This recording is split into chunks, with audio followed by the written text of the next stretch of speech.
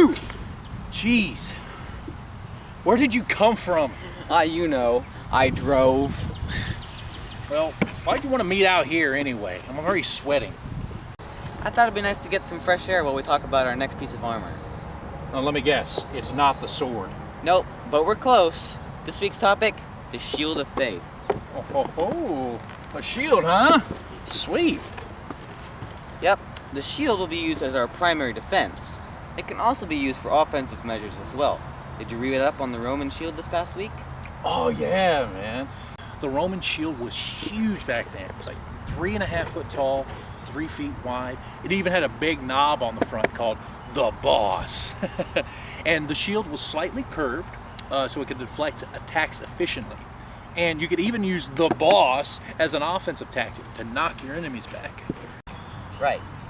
And the fundamental difference between the shield and the other piece of armor we've already studied is it must be raised for it to be effective. You have to use it and move it.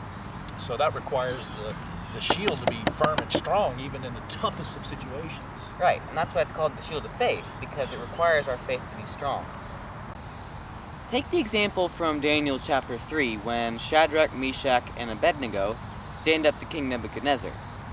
They refused to worship the golden idol the king had built, but their faith in God was so strong that God saved them from the fiery furnace the king tried to burn them alive in. That's insane. It is. Do you know what faith can be described as? Oh, well, faith is described as the belief in something that is, I'm not sure. Faith is tough to explain.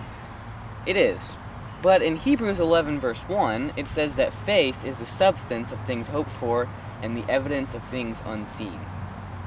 So faith cannot be seen, it can only be hoped for? Right.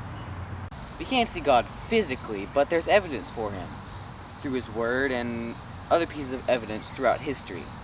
And that is what Christians believe and hope.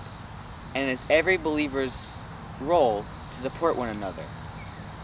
Did you read up on how Roman soldiers protected each other?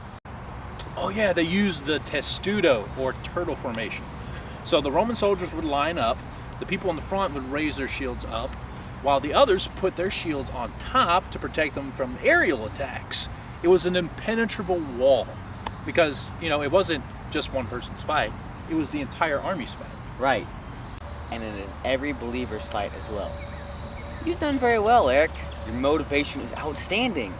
I can't wait till next week. I'm really excited for next week too. Hey, better be the sword next week. You'll find out next week, but until then, keep your shield raised. All right.